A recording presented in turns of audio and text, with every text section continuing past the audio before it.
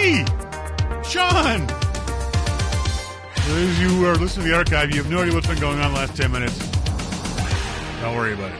We have to go straight into calling Jim Dalrymple now. Actually, you got to open up Skype first. You find Skype, open it up. Oh my goodness! You can tell it's Wednesday.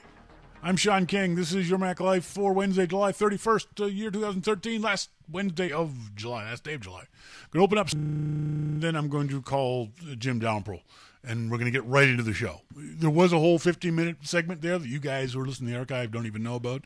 You folks who are watching the video are laughing your buns off because of the hassle and stress that Shawn has to go through on a regular basis with this stupid thing. But we've got a new opener for... So, no IRC Babe Sly in the show, but she is in the IRC. We're going to talk about travel and the gadgets and gear and gizmos you take with you when you travel. But right now, we're going to talk to our good friend Jim Dalrymple from The Loop at loopinsight.com. This is Your Mac Life.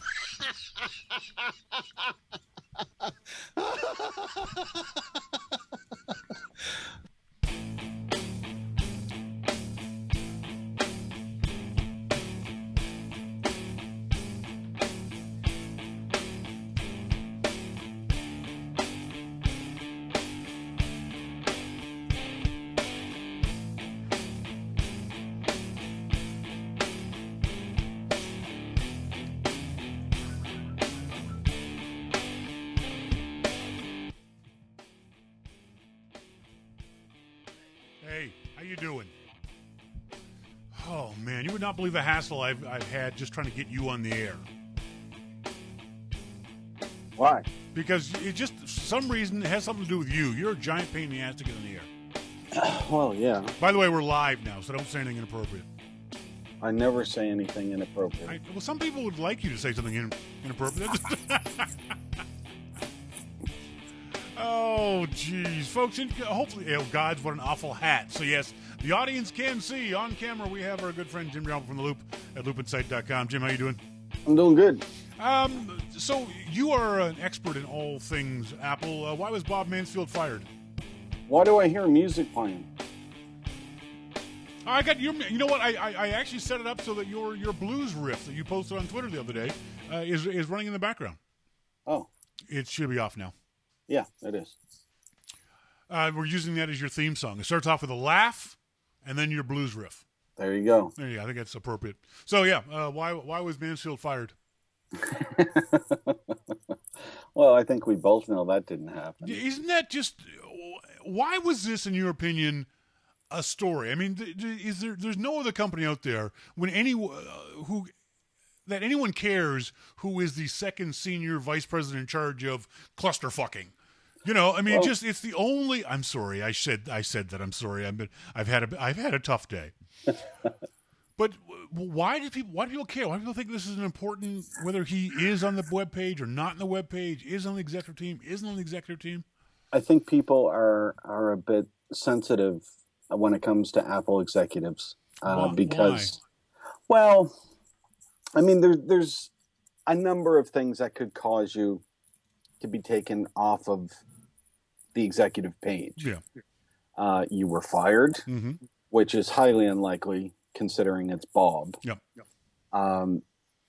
You are ill, okay, which, can happen, which would cause a great amount of concern, I think, for investors and for Apple to have somebody like Bob be ill. And as it turns out, it was none of that stuff. And it was none of that stuff, but is it also a non-story because of that? Well, I do think that it turned out to be a non-story, yeah. What would have been better is for Apple to put out a little brief and say, hey, we're taking Bob off of the page because now he's just going to focus on the special projects that we said he was going to focus on a year ago. Yeah. Then it would have been a non-story, but the way that it sat, it turned out to be something for a little while because nobody knew what was going on. So does that mean that at least partially this is Apple's own fault? This minor tempest in a teapot kind of thing was Apple's own fault? Yeah. Yeah. That they could have and should have handled this in a different or better way? Well, I mean, Apple has to realize that these websites have watchers on every single page of the site. Yeah, yeah. And as soon as something changes, they go in and see what changed, and oh my God, Bob is gone. And you can't underestimate how important Bob is. Yeah. Because he has been there and transitioned the company into a lot of different products. And he's an engineering genius. Yeah. So, for him to disappear, I can see why people were saying, "Hey, what's up with this?" Yeah. But overall, isn't this is not unusual in the sense that Bob left a while ago. Bob was gone, and then Tim Cook apparently convinced him to come back. So we shouldn't be surprised that Bob is also trying to, I don't want to say find a better position in the company, but he can write his own ticket. He can pretty much go to Tim Cook and say, "Hey, dude, I'm going to work on Thursdays. That's it." Yeah, he can. He can. And that's not a bad thing. I mean, it's great to have that kind of pull. Of course, because they want his expertise on the projects that they're working on. So, if Bob goes and says, this whole executive team thing is a pain in the ass, and I don't want to do it anymore. I'm going to come in, I'm going to do my special projects thing, and I'm, going to play bingo at lunchtime, and, then that's it. Then that's what he does. And that's what you'll get out of me is just that. Now, that being said, I think this is more along the lines of Apple used to do it back in the day. They had Apple Distinguished Scientists, they called them. I think that's kind of what Bob is going to be doing. He's going to get to a certain degree, pick and choose the gigs he wants to do within that field. But I think what they've done is they're taking away the day-to-day BS of having to deal with budgeting and all that kind of stuff. Just let Bob work on the fun stuff, basically. Because Bob, like we said, Bob can write his own ticket. He can say and do whatever he wants to at Apple right now. He doesn't need a whole lot of a fiefdom at Apple like other people may have thought that other folks are trying to grab. He's just going to be able to do whatever he wants to do.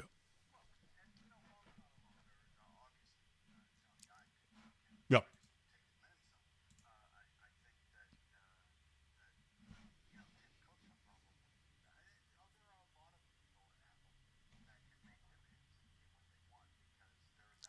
Yeah. Sure. Absolutely.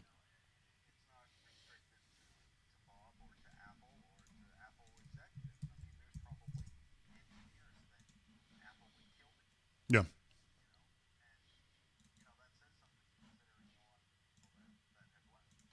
It's also a tribute to the people that Apple has gathered around, that these folks can do that. They are smart enough. They are talented enough that they can go to Apple and say, "Hey, this is the way things are going to be, and you guys can like it or not. This is the way I'm going to work with the company is under these circumstances."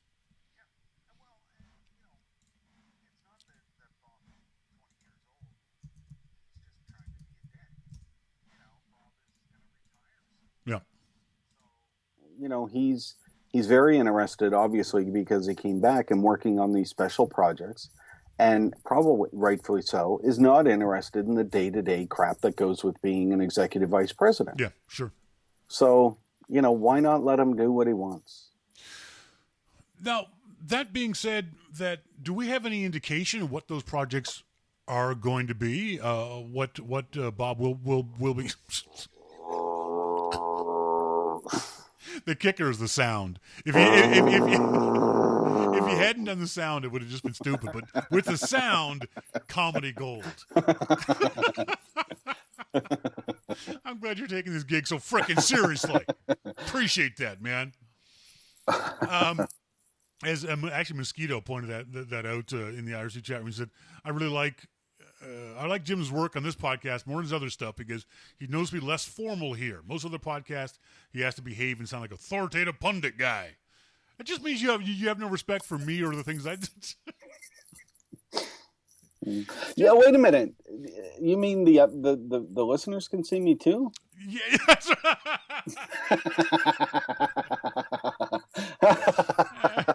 I thought just you could see me. Wow. Yeah, you didn't know that, did you? Oh. So anyway, let's move on from there. But the bottom line is that don't. Bad Jim, no biscuit. The bottom line is that Bob's going to do what he's going to do. Not a whole lot has changed external to the company. Maybe he's reporting in a different way to Tim Cook, but overall, it's the same old, same old. I don't think so. I think he's reporting the same way that he did. It's just that, without this role of, maybe he has less paperwork to do, or maybe he has less whatever, which is, I think, what Apple would want. Yeah. Bob, go work on this stuff and get it done for us. Yep, that's right. And there's lots of stuff for him to work on. I mean, Bob, let's think about Bob's got new iPhones and new iPads in his office. He's got that big old TV in his office. He's wearing like 10 wristwatches now. I mean, he's got so much stuff hanging off of him that he needs to get to work on this. That's right, exactly. Speaking of getting to work on things, and we don't usually talk about Samsung, but the Samsung waterproof Galaxy S4 story had got to be the funniest thing in the world. Wow. This limited warranty does not cover water damage on a waterproof phone. That isn't waterproof. That actually isn't even waterproof. I mean, this is just this is hilarious. And it was an AT&T guy. Yeah, that found out. That said, okay, waterproof phone. I'll use this, and he sealed it all up the way that they tell you to do. Yep. And being an AT&T guy, he went through the training on how to do it. So he knew how to do it. Sealed it all up, jumped in the water, and the phone started going all crazy and everything. And then when he came out of the water, he opened up the case, and it just spewed water all over the place. And then come to find out that the warranty didn't cover it. The warranty doesn't cover water damage on a waterproof phone. Yeah. Yesterday was the trifecta, Yep, it was. Go for it. We got Samsung cooking the books on benchmarks. Yep. Their phones would, when a benchmark application would boot up, their phones would shoot up in performance. Yep. Surprise. Only when those benchmark apps came up. Yeah. When regular apps were launched, then the benchmarks go right back down. We got Google. Google saying that they outsold, or using BCN's numbers, saying that they had more market share in Japan and outsold the iPad. Yep. Except BCN didn't bother to count anything sold from the Apple Store. And you know what the funniest part about that is? Google had 44% and Apple had 40%, and they didn't even count the Apple Store. That's right. So once you count the Apple Store, that means Apple has like 90%, and Google has 4%. So that was very funny. And then Microsoft with the Surface, 2 weeks ago they took a $900 million write-off. Ouch. On the Surface, and then yesterday come to find out that they've only made $853 in revenue. $853 million. Not profit. Not profit. In revenue. Revenue. And I threw a couple of little facts and figures in there. So $853 million in revenue, and estimated, which I think is a pretty safe estimate by GeekWire, of 1.7 million Surface tablets sold in 8 months. 8 months. 8 months. That's pretty good. Yeah, you would think. Yeah, you'd think. I'm Sounds telling good. You, pretty good. See how, pretty good. Pretty good. Except when you figure that Apple sold 3 million iPads in 3 days. You mean 3 months? No. You mean 3 weeks? No. In 3 frickin' days, people. Days. Last quarter, the one that just passed, Apple sold 14.6 million iPads in 90 days. Since the Surface launched in the end of October of last year, Apple sold 57 million iPads, and Microsoft sold 1.7 million. So Apple's somewhere, 25 times the amount. That's right. And again, there's another even funnier part to this, and that is that Microsoft is currently running commercials making fun of the iPad. The thing that interests me about all of this stuff is that companies still think, after all this time, after all of these other stories, after all of the information about the internet, that what are you doing now? Is that a screwdriver? Oh, ooh. And a little thing with a hole in it. Is that some sort of guitar tool? It's from my guitar strap. I like to do this. Watch. You're gonna put an eye out. It's all fun and games as one puts an eye out. That people still think, companies still think they can cook the books in these kinds of ways and get away with it. Yeah. But it's the internet. You can't get away with it anymore, guys. Why do they keep trying? Are they this stupid? Well, and look at today's thing that I posted about Google.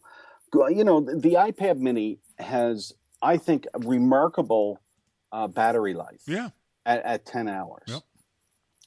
And Google released the new Nexus 7, whatever that piece of crap is, and said battery life 10 hours.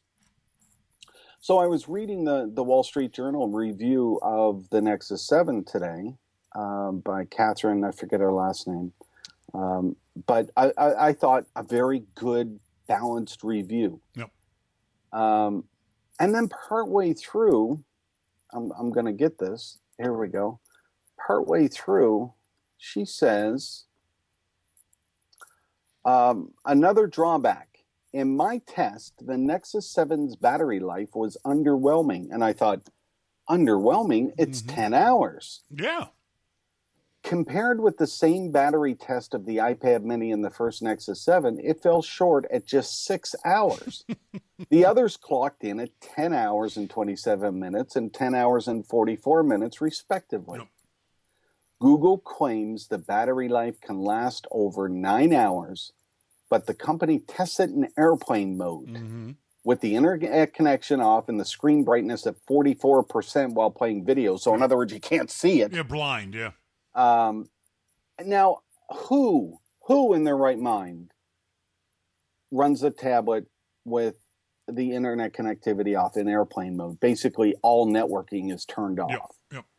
And I said, I liken this not to, this is how we do our tests. That's just lying. Yeah. They're just lying to try and make their tablet as good as the iPad Mini. And things like that upset me. They really do, because there should be some kind of a standard. Typically when you get an Apple product and Apple says, like my MacBook Air, Apple says, 10 hours. Well, I was getting like 11 and a half, 12 hours or something out of the damn thing. It goes beyond what Apple says. Apple is usually very conservative on its, and they don't lower the brightness all the way down. The brightness is up, and internet is on, and you've got video running, and you've got all these things going, and it's terrible.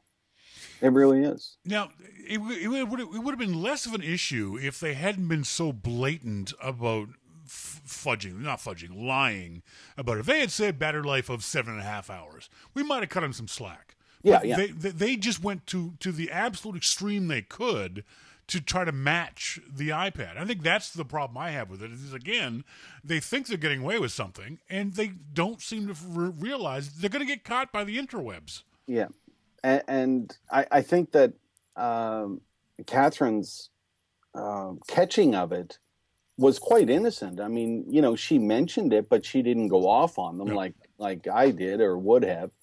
But it's just wrong, because the average user will not search that out.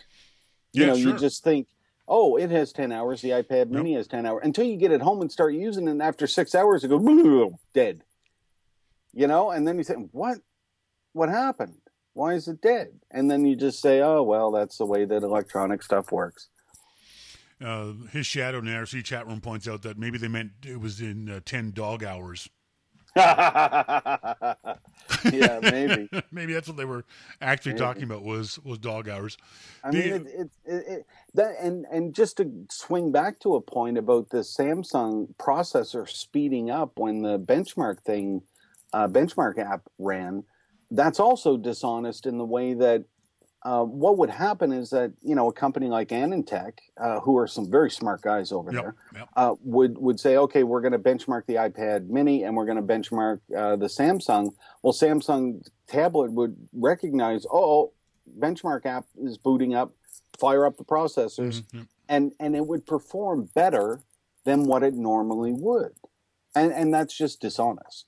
You know, that's not optimizing the tablet for everyday use. That's just dishonest. Yeah.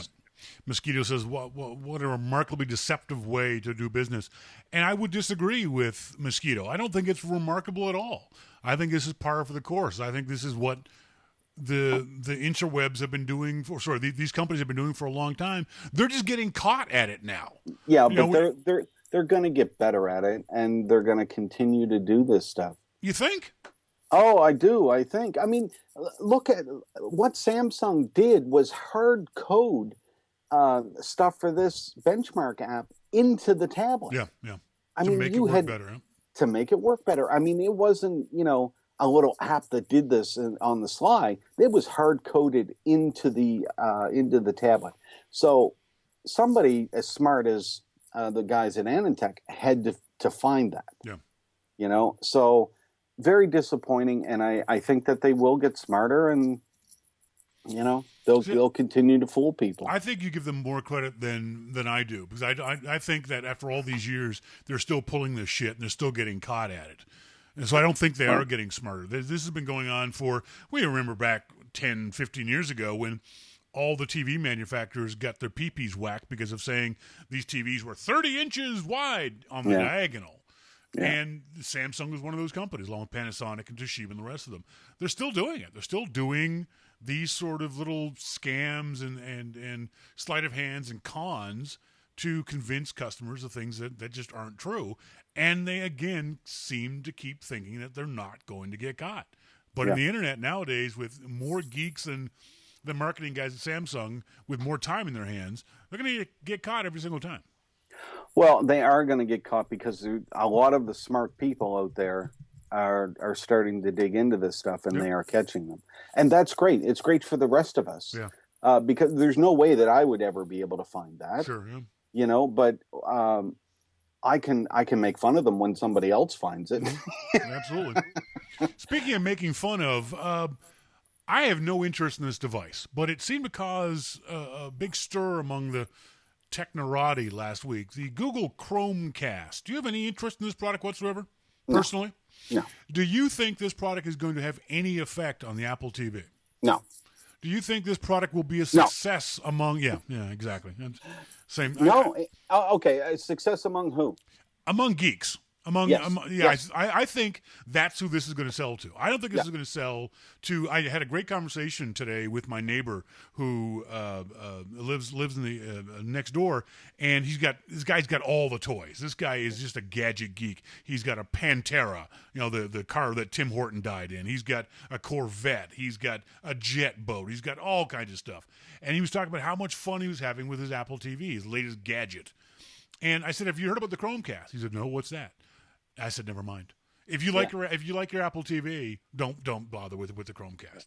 Now, can you imagine, your mother or your grandmother or your father or whatever, your aunt coming home and saying, "Oh, what a hard day. I think I'll go stream some things from my phone to my Chromecast. Let me find out what I want here, and I'll just, punch it over to my..." No. Yep. That's not going to happen. The geeks, and I mean that in the nicest way, the geeks are going to come in and say, yeah, put that sucker in the TV and let's get going. And that's fine. But the general public is not going to use that. I mean, they may look at it and say, wow, $35. Yeah. Right. Now I can be one of these internet streaming video people. Yep. and they'll go down to the store and they'll look at it and say, I don't get it. I don't understand. You can show them how to use it. Yeah, I don't get it. Would you consider this Google's second kick at the can of TV after the completely utter failure of Google TV? I think that they should put that big ass remote with the Chromecast.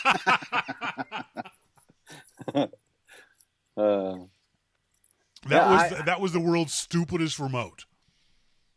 It was utterly ridiculous to have that as a remote. Yeah, I mean, I see the Chromecast definitely as their second kick at the can, but it's not a good kick at the can. No, it's not. I mean, not at all. It's good. It's good to minimalize things and make things smaller, and there's not many cables, and you don't have any of this. You could even say that for Android people, the remote is on your phone. Mm-hmm. Okay, that maybe that's a feature. It's on your phone, but I don't think that that's what people are looking for. Yeah, people want an entertainment experience on their home entertainment system, and I don't think that's what Chromecast is. Yeah. I mean, if you sit somebody down, your girlfriend or your mother or somebody, and I pick these people just because I'm looking for an average, run-of-the-mill consumer. Yeah. Take Monique. If I sat Monique down with, here's the instructions for Chromecast. Here's a remote for Apple TV. Well, what do you think she's going to know first? Yeah, exactly. She's going to look at the Chromecast and say, "What the." And then she's going to pick up the remote for the Apple TV and just tap a button, and this interface is going to pop up that looks like an interface. Oh, you go up and down. I want to go to TV shows. Well, then I go to the TV button, and look, boom, TV shows pop up. Okay, I get this.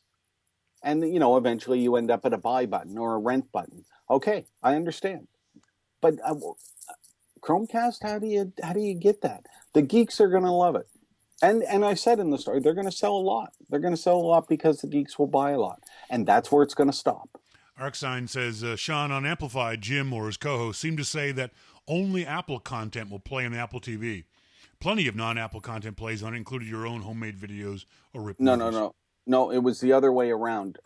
Dan wanted movies purchased from iTunes to play through his Roku and stuff like that. Okay. Yeah, I have a ton of my my content, movies, music, videos, all kinds of stuff on my Apple TV. Yeah, me too.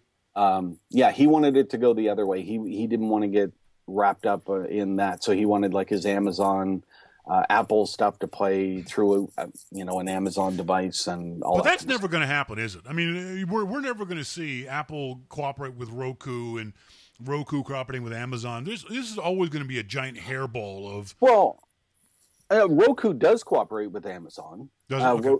Okay. Roku is basically a hardware manufacturer. They want everybody on their device. Yeah. And they do. They have Netflix and they have Hulu and they have Amazon and they have different channels. I think they have UFC and they have all kinds of different stuff. So Roku as a hardware maker wants all the software makers to come, and it's good for them. I mean, the Roku device is very nice. I like it. But Apple has the content, and they have the customers. I mean, how many customers does Apple have? Half a gazillion or something? So they have all these customers with credit cards that have recently purchased something, yep. And they have these little Apple TVs for $99 that are a decent experience. Actually, I think they're a very good experience on the entertainment. I don't want to downgrade the experience that you get. I mean, the kids. We have one up in the third floor for the kids. They go in there all the time and watch and rent movies and TV shows. I have one in the main room, where we are, and we watch and rent movies, and I buy. Concerts and all kinds of stuff. Mm-hmm. It's really easy to do too, and it's so easy. Yep. You just kind of do it, and it shows up. It's there. and I was saying to Dan today, I have 170 megabit connection here at the house. Mm-hmm. So, I'm running really fast. I'm on fiber. When I click to rent something or to buy something, I no sooner touch the button to buy it than it says ready to watch. Yeah, yeah. And it's downloading fast and done. So that's what I like. Let's talk real quick. The rumored iPhone September 6th launch. Nope. All right, moving on. Bento being discontinued by FileMaker. Yeah. No surprise there, though. Is it? But I'm kind of disappointed with that. Yeah, though. but okay, let's look at it from this point of view, because it's one of my favorite things to say. Whose fault is this? I think it's FileMaker. I think they didn't show enough people what they could do with Bento. They didn't get the word out to enough people about what they could do with Bento, I think. Yeah, I don't know if it's FileMaker's fault or I don't know. But the Mac and iOS versions, both of them are gone. Yep, they're getting rid of all of them. And it's too bad. It's too bad. It is a cool system. I mean, it is taking a very powerful database tool and not, well, for lack of a better term, dumbing it down to being able to use on the iPad for you to be able to catalog things. But I don't think FileMaker got the word out to people of what they could catalog. They didn't make it like the Delicious Library. Delicious Library is Bento. It's the same kind of database cataloging thing. Well, you know what I mean? And what's strange about this whole thing is that Bento is made by FileMaker, which is owned by Apple. Yeah, that's right.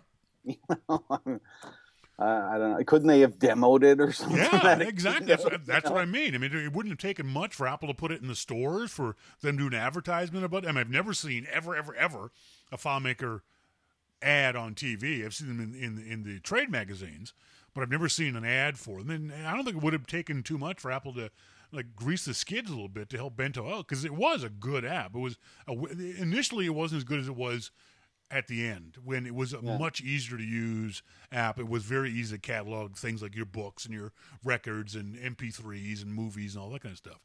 But yeah, I think just the lack of knowledge of Bento is what killed Bento. Well, and I heard some people say that what killed it for them was syncing, lack of syncing. Yeah, true. So I mean, come on, syncing is in everything these days. You can't pick up a dollar app without having syncing in it. That's true. And then you don't have syncing in that. So there's a few things that went wrong for them, unfortunately, but. It's too late now. Did you read this story over the weekend? Nick Bilton, who I've ragged on many, many times, writes a day in the life of my iPhone story. Did you read this? I started to. And why did you stop? I think I fell asleep. Exactly! This is the New York frickin' Times! This is not Cult of Mac. I could not believe this story made it into the New York Times.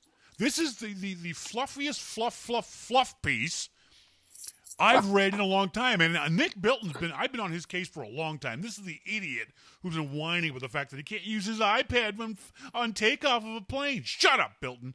But this thing, all he did was a catalog of what apps he used all day. And he got paid for this by the New York Times. Sweet baby Jesus, are you kidding me? He got money for this.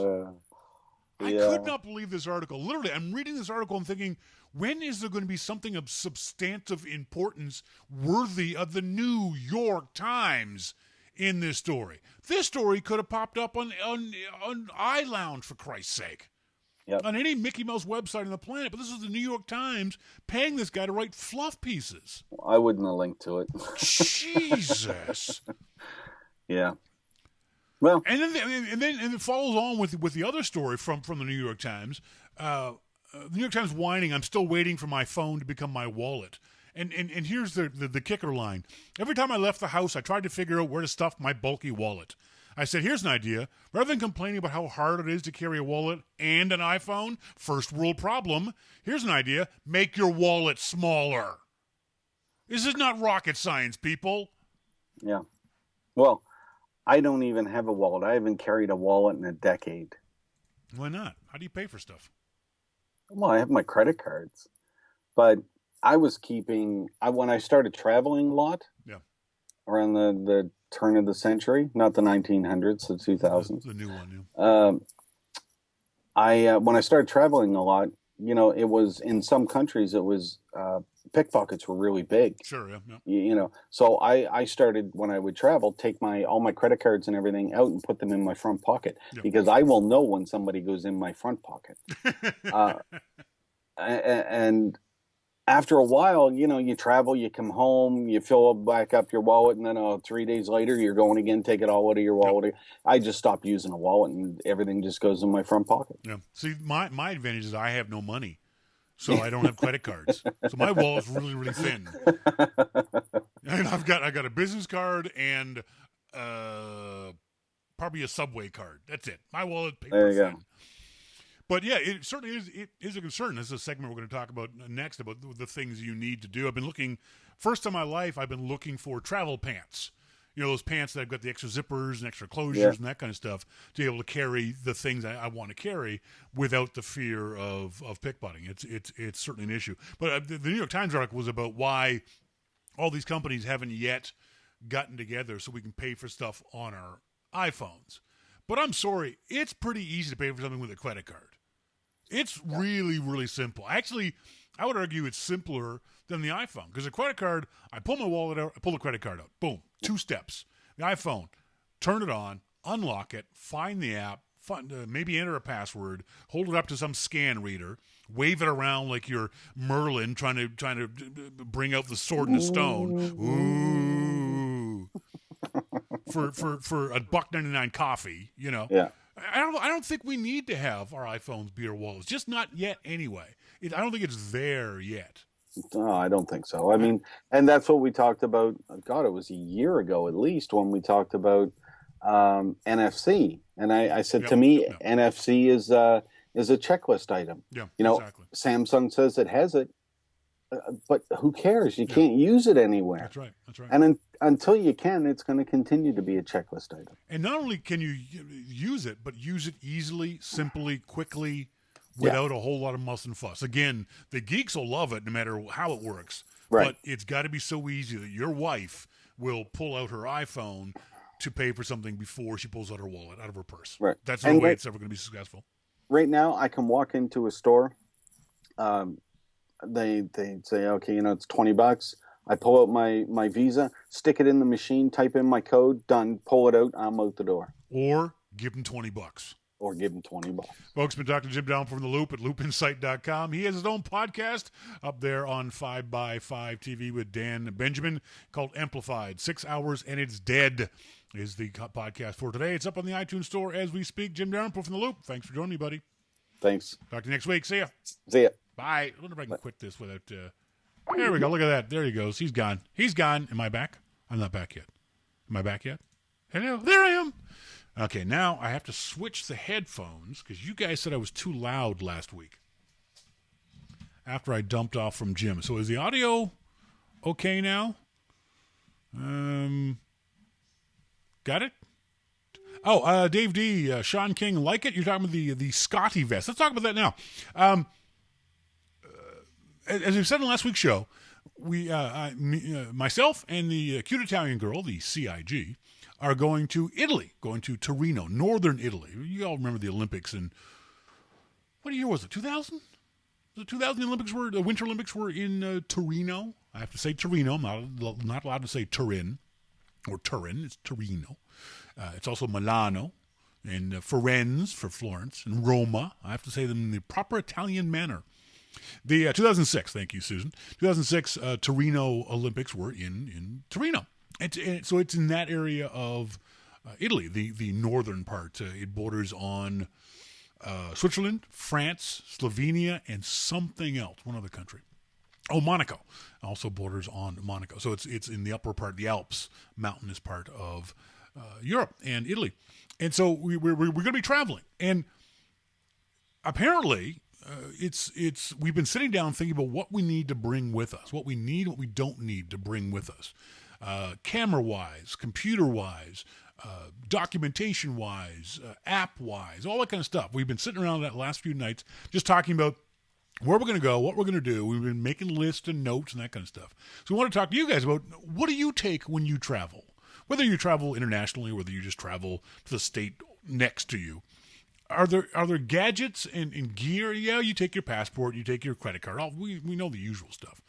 But what other stuff do you guys find mandatory? I've been sitting around trying to decide whether or not to bring my full-size MacBook Pro, 15-inch MacBook Pro, or whether it would be smarter, easier, more efficient to buy a MacBook Air, say an 11-inch MacBook Air for the trip, $1,000, and then hand that down to the cute Italian girl when we get back. She's running an old piece of crap netbook of some description. It takes 20 minutes to boot up. So thinking about doing it that way, of taking the MacBook Air and using it as our central computing device and leaving the bulk of the MacBook Pro at home, because we won't be doing YML shows. So those folks who didn't listen last week, there will be no YML for the month of October. We will be traveling. I'll be on vacation for that month, but we will be doing special things for subscribers to Your Mac Life. Oh yeah, that starts tomorrow. As of August 1st, anyone who's a subscriber to Your Mac Life, you can go to the website, yourmaclifeshow.com, and subscribe for $2, $5, $10, $15, whatever amount of money it is. If you're a subscriber for the 3 months,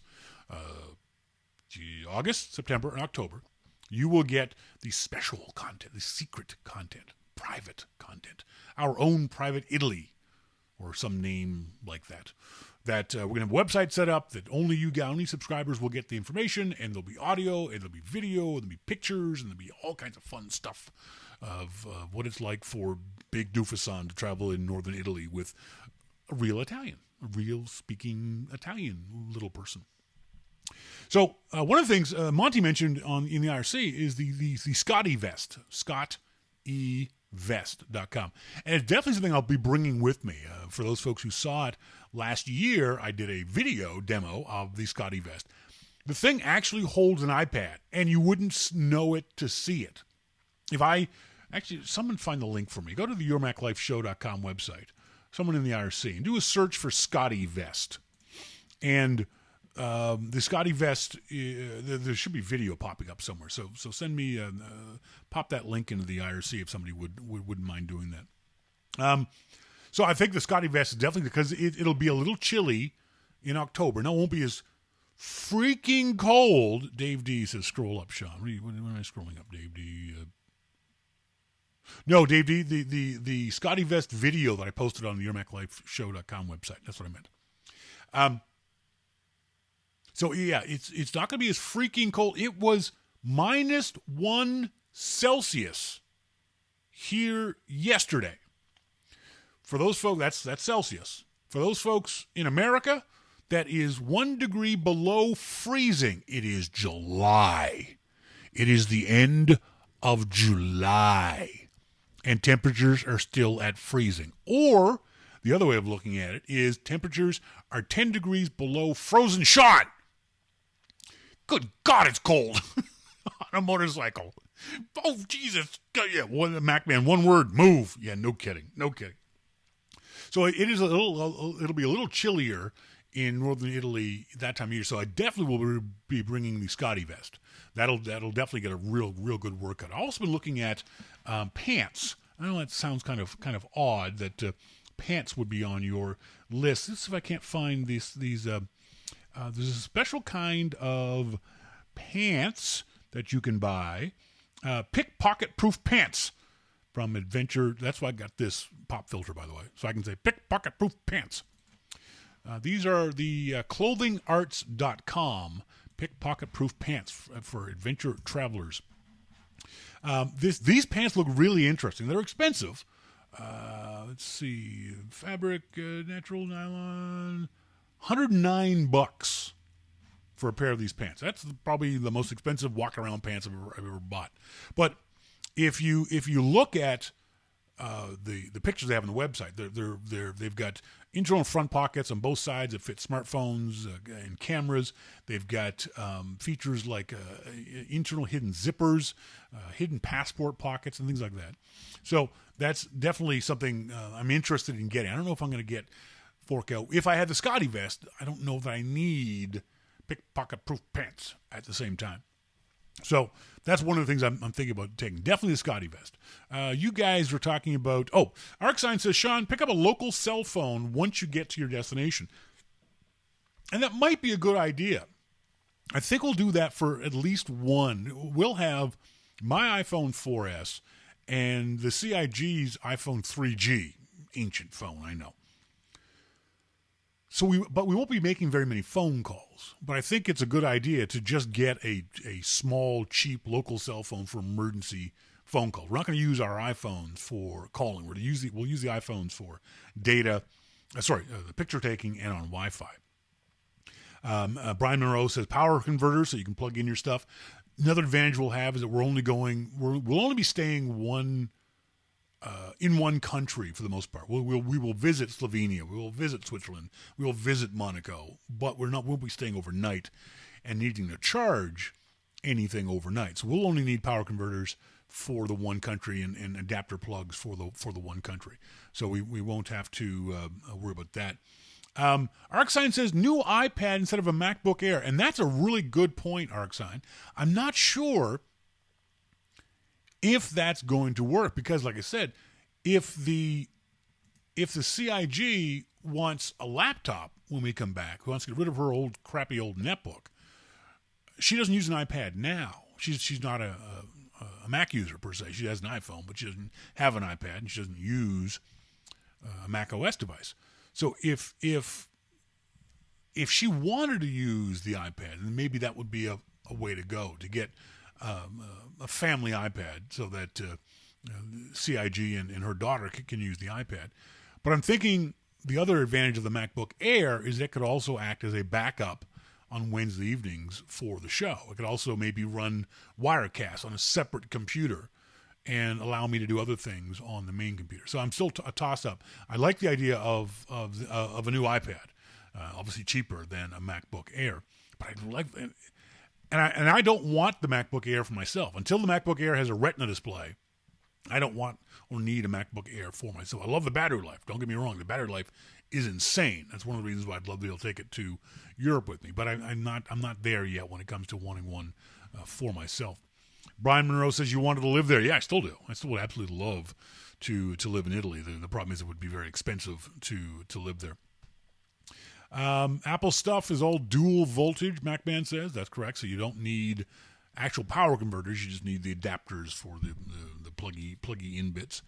Now, the other thing is, P. Booth says there was an article about this today in Macworld. Yeah, and that's what gave me the idea to talk about it on the show. Macworld had an article, what to do and not to do when traveling overseas with your Apple gear. Monty says he can't find any reference to Scotty Vest doing a search on yourmaclifeshow.com. Well, that's odd. I wonder where that went. Let me quickly do a search in my subject contains... I don't know where that went. Oh, hang on. I found it. Yoo-hoo. Here we go. Watch this after the show. It's the Scotty Vest video. Only you folks in RC chat room can see that. Cause I'm not gonna say the URL to everybody else. Just too much of a pain in the butt. Oh, Brian Monroe I was talking about Calgary, not the San Francisco Bay Area or someplace warmer. Yeah, I moved here. I know. The cold is my own damn fault. The other thing we're gonna do, I really like this idea, is going to rent if I have to. I'm gonna try to get a loaner from Nikon of the Nikon D3S, which, if you guys have seen me at Macworld Expos in the past, is a huge, gigantic SLR with a great lens on it that I rented from lensprotogo.com in the past. I'm going to try to get that as a loaner because it's too expensive to rent for a month. It's like $1,000. Dirt cheap, considering the camera and the lens is $8,000. So the idea is to get a loaner high-end SLR and a point-and-shoot Nikon, probably is it the F1? S1? I can't keep them straight. But anyway, the high-end Nikon point-and-shoot and our iPhones, and sort of do a camera test over the month period of time of myself as a somewhat talented amateur photographer and the cute Italian girl who is a person who takes pictures. She likes taking pictures. What kind of pictures will we take in the same locations that will be different from each other? Not just from a quality point of view. Obviously, the Nikon D3S will take subjectively better pictures than the iPhone or the Nikon point and shoot, but also how we deliver those photos to an audience. How do we get those photos off our devices and onto a website where subscribers can look at them? Obviously, from the iPhone, we can do it almost instantly and fairly easily. What's the process that we'd have to go through to get the Nikon D3S photos onto a laptop and then onto a website, and the Nikon point-and-shoot photos onto a laptop and then onto a website? And see how much of a hassle that is. The problem is, the old line is, the best camera is the one you have with you. We'll have all four cameras. The D3S, the Nikon point-and-shoot, and two iPhones. So we'll have four cameras with us. And how much of a hassle is that going to be in charging things? Because one of the things that Dan, is it Dan Morin? Serenity Caldwell and Dan Morin, in their story, What to Do and Not to Do when traveling overseas, they say, don't forget your SLR camera. And there's no doubt, especially in a place like that, you want an SLR. If you know how to use it, if you're good at it, you want an SLR because you will take some amazing pictures in those places. Pictures your iPhone is not going to get.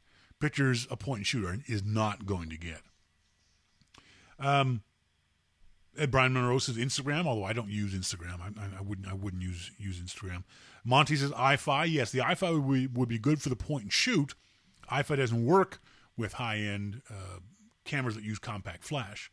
But the iFi, you're right, the new version of the iFi will spit images directly to an iPad or to a laptop. So she would have an advantage there. But the thing is, what's her workflow going to be? Will she want to do that? Will she want to sit down? I'll help her in doing it, but she'll be the one that will have to post the pictures.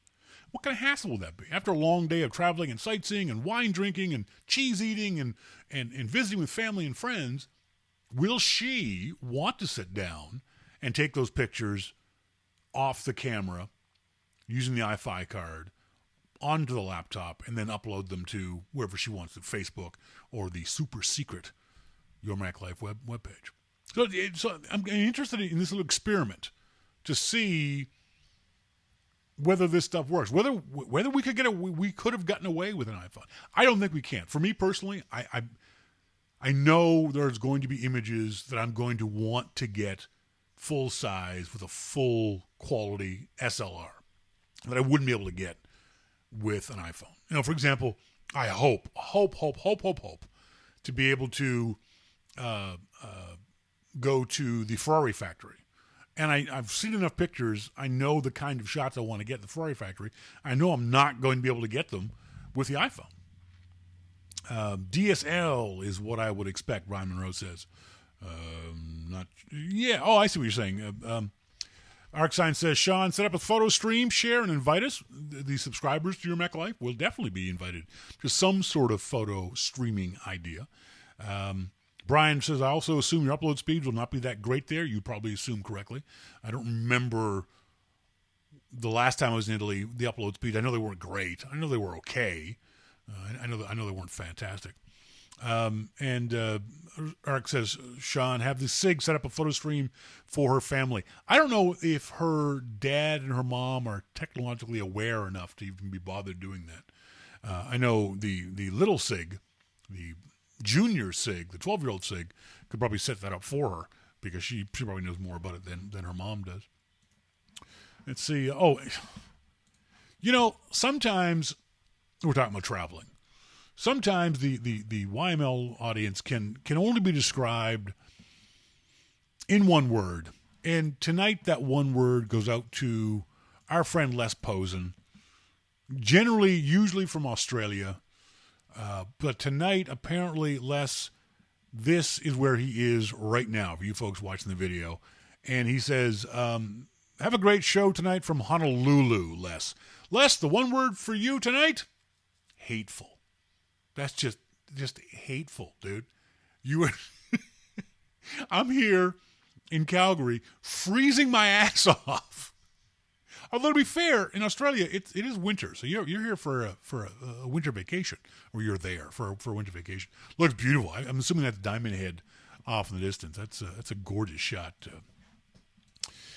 Then they should get Apple TV so they can photo stream. No.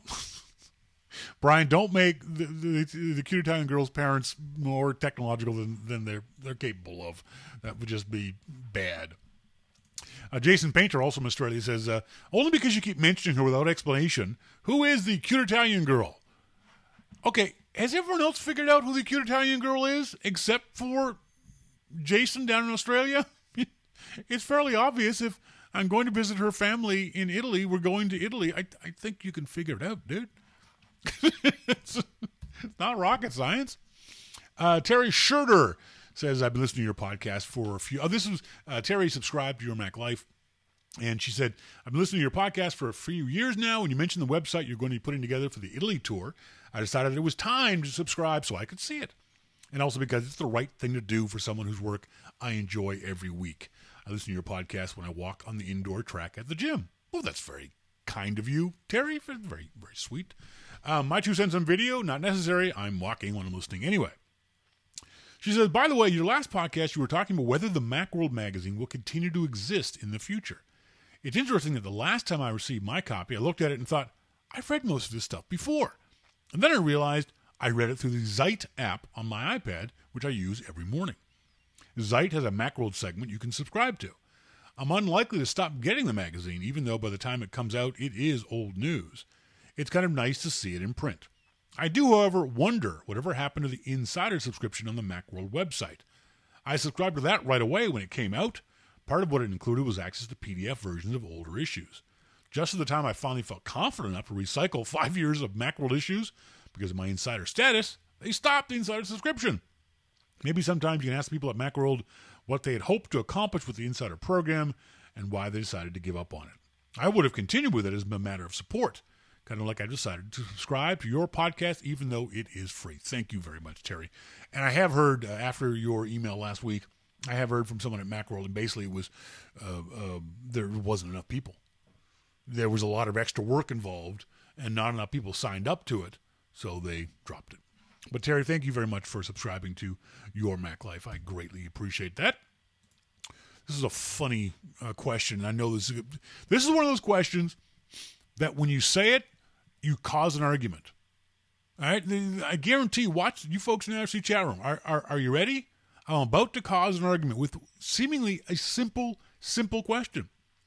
John Snipe, simple web typography question. After a period, is it 1 space or 2? Go. Fight amongst yourselves. Because I don't care. Actually, I do. Back in the days, Brian Monroe, 1, you don't need to.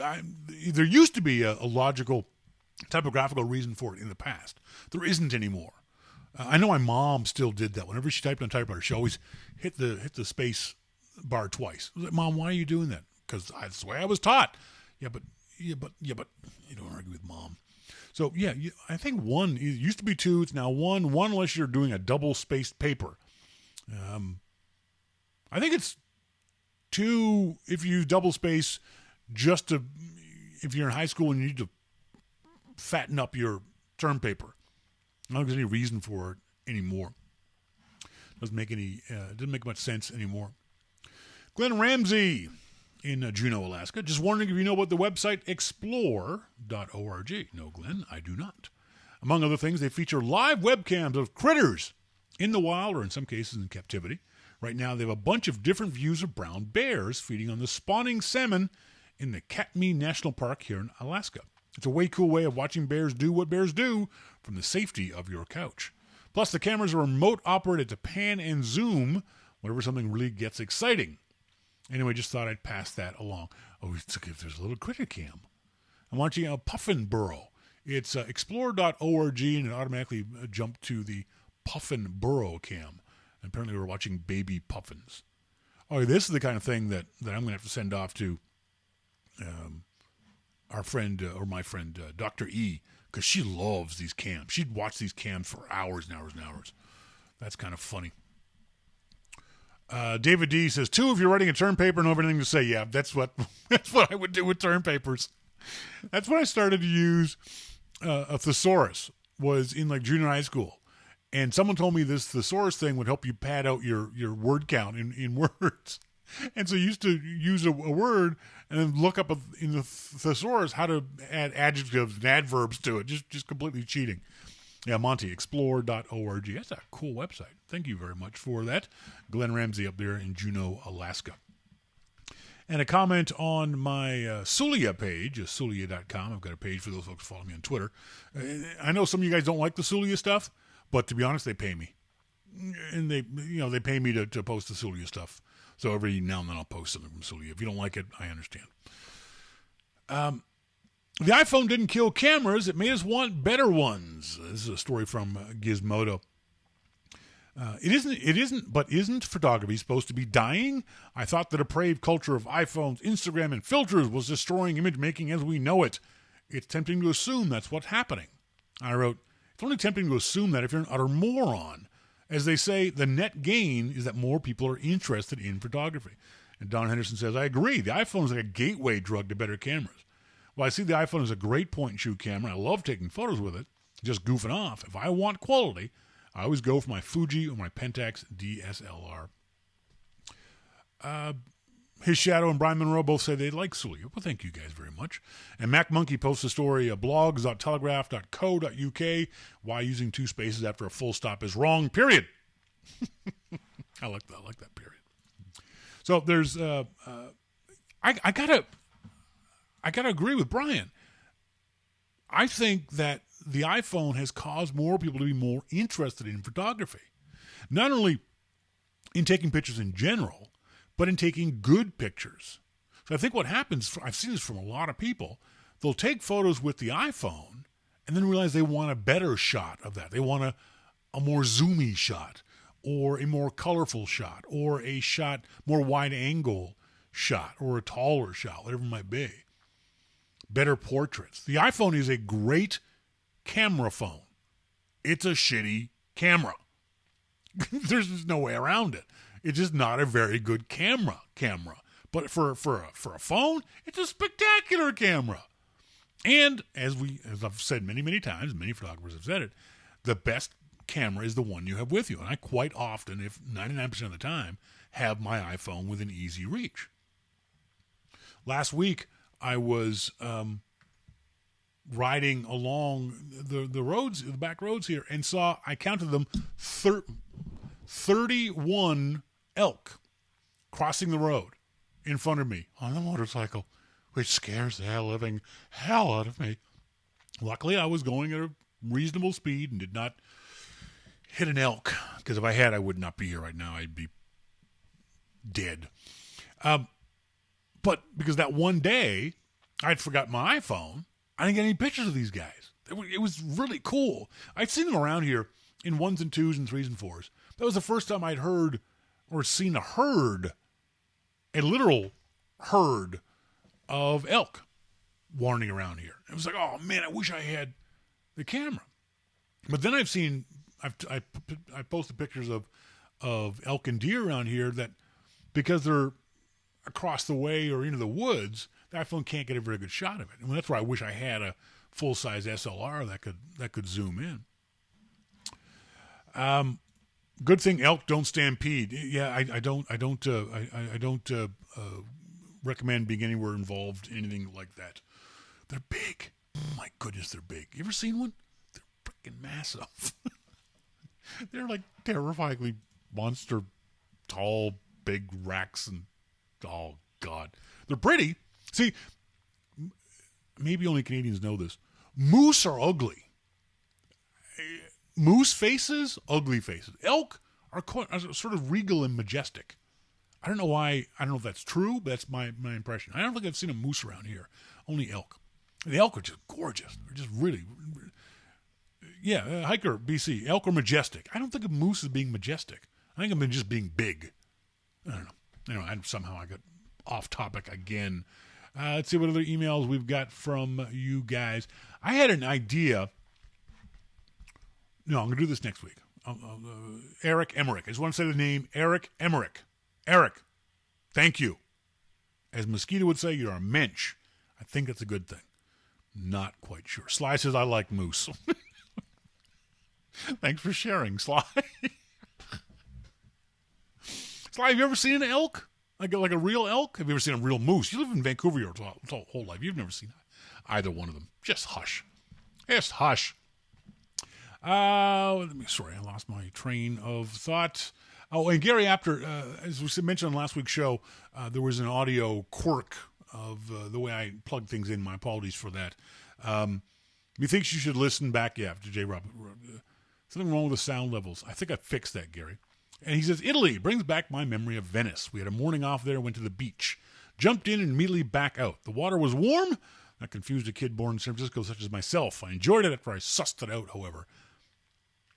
I'm not sure. Does that mean the water was cold, Gary? I don't know. I'm not sure what he means. And he suggested levelator. Yeah, Gary, I use levelator, but levelator is not a perfect solution. It's not a perfect tool. Sometimes it works, sometimes it doesn't. It depends on the how bad the audio quality is. And it didn't work at all for me that time around. And finally, from Matthew Higa in Davis, California. You know, Shawn, the more I think about it, the more it seems that the only thing that could possibly make the mythical iWatch blow people away is if it is also a phone. You could use a standard headset with a microphone or one of those in-your-ear Bluetooth thingies that makes you look like a Borg wannabe. Dialing could be done with one touch via the touch screen. For example, if you wanted to call John Doe, you simply touch John Doe from the pre-installed phone book app or on the screen or via Siri. Simply call the number orally. Additionally, you could have all that other stuff that's done on the Pebble Watch. What do you think? That's an interesting. That's an interesting idea. That I guess the idea is that would Apple's not going to make just a watch. Okay, that's going to be stupid. Apple's not just going to go, here's a watch, tell time. It's got to be better than the Pebble Watch.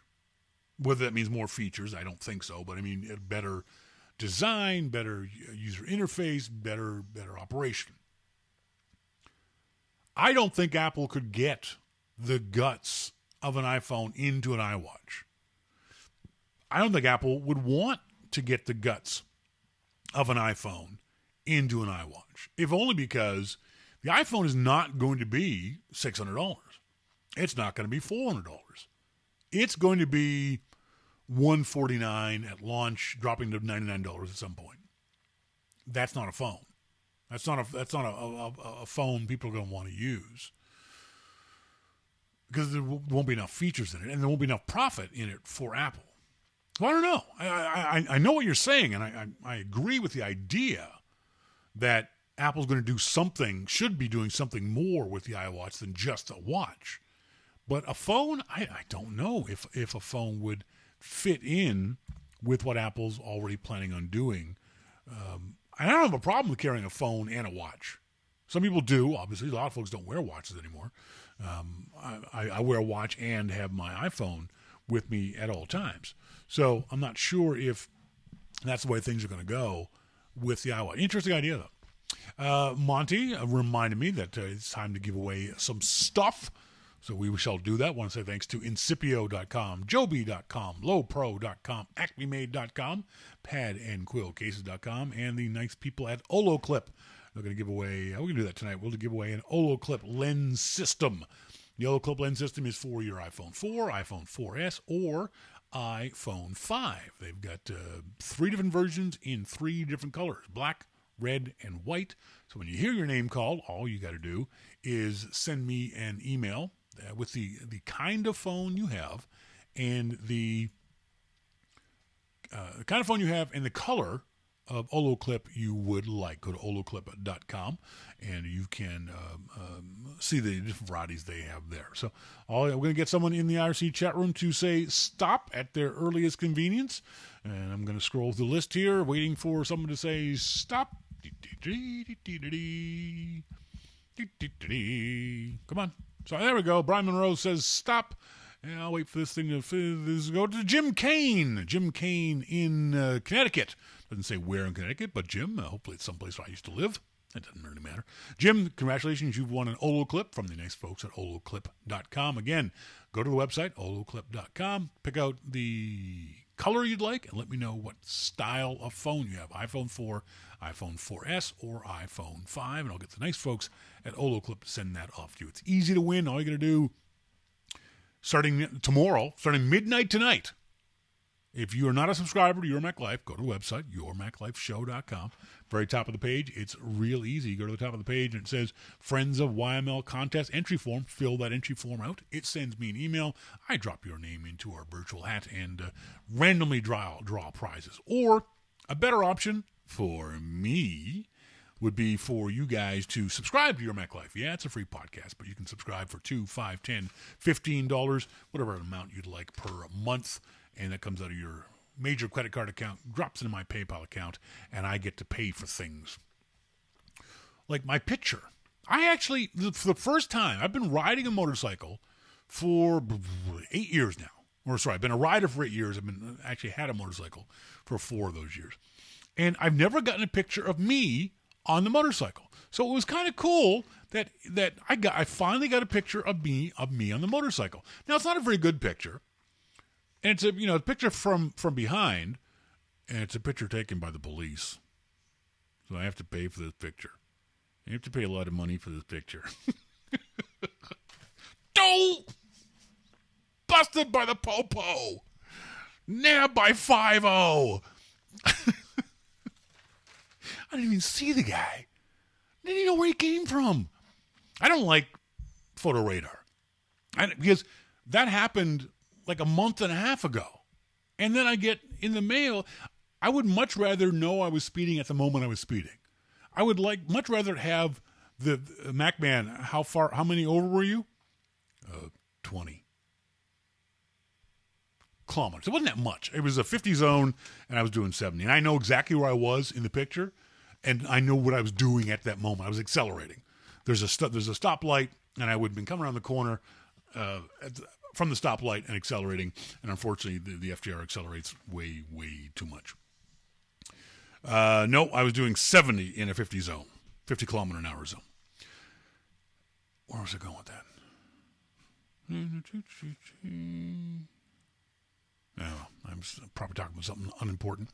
But where was it? What was I doing?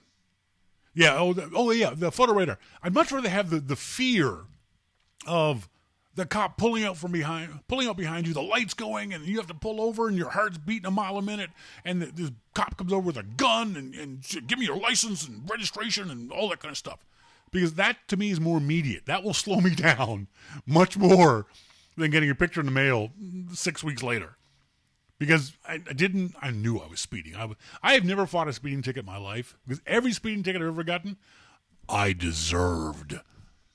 I knew I was speeding every single time. There was never a single time when a cop pulled me over and the cop said, "Do you know how fast you're going?" And I would go, "Nope." Oh, I knew. I swear to God, I knew. Every single time I knew. I've never fought a ticket. I've deserved every single ticket. Every one was my own fault. I know what the law is. I know what the speed limit was. I made a conscious decision to break the law. And there's a price to be paid for breaking the law. And I have no problem with that. Especially given how much I speed. Getting caught once over I've had the bike since April, May, June, July, tomorrow's August, so let's say 4 months. Over the last 4 months, one ticket for $120, it ain't bad, man. If that's the price, it's not bad. And the other good news is, because it's a photo radar ticket, they can't give me, Shawn King, demerit points because they can't prove that I was the one on the motorcycle doing the speeding. So the ticket, basically the bike gets ticketed, and the owner of the bike gets ticketed. Not the rider, not the guy on top of the bike. The owner of the bike, because you're being irresponsible and letting someone else use your motorcycle and who goes too fast, that means that I don't get, I think it's 3 points. I don't know how many you have to accrue. So that's one advantage of photo radar. Sherry says, my only speeding ticket, I was going 125 in an 80 zone. That's not bad, Sherry. She also says they busted you for 20 over. Oh, yeah. Oh, yeah. Of course. I mean, they bust us for 10 over kilometers. 20 over? Yeah, that's a gimme. In Canada, 10, if you're 9 kilometers over the speed limit, you're probably safe. Because 9 kilometers is only about 5 miles an hour. Anything over 10, between 10 and 15, you're probably safe still. But 15 and above, especially in a 50 zone, because remember, a 50 zone is residential. 50 zone is in the city. They may not bust you for doing 15 over on the highway, but they'll almost always bust you, especially with photo radar, because it's automatic. Photo radar is just a revenue generator. It's got photo radar has nothing to do with speeding. It's got nothing to do with slowing people down to speed. It's all about generating revenue. Because it's just a cop sitting in a here, around here. It's a truck just taking pictures of your butt as you go by. That's all it's doing. Got off on a tangent again. Anyway, send us some more ideas about the gears and gadgets and stuff you take when you travel. Do you take a full-size laptop when you travel? Can you get by with whatever you need to do with just an iPad or just even an iPhone? Or do you leave all technology behind when you travel? Are you one of those people, brave soul that you will be, to completely cut off from the interwebs when you travel? Some people do. I've met several people in the last couple of months living here who have been traveling from any number of places and have just left all their technology. They have a basic cell phone for emergencies, but they don't have a laptop, they don't have an iPad, they don't have a Kindle, they got nothing. I couldn't do that. Could you? Could you conceivably go on your next vacation and not take any technology, internet-related technology, work-related technology? Could you do that? I know I couldn't. Send me an email to onair@yourmaclifeshow.com. I'd love to hear what you guys carry around with you as I make plans to head off to Italy in October. I want to say thanks very much to our good friend Jim Dalrymple from The Loop at loopinsight.com. My apologies for those folks who got tuned in late to the show and everything was all gerfuffled and broken and weird. It's Wednesday. Caca occurs on Wednesday. So next Wednesday, something else will happen that'll break, and I'll try to screw it up and fix it and all that kind of stuff. Until next week, as always, folks, I've been Shawn King, and you've been tuned in to Your Mac Life. See ya!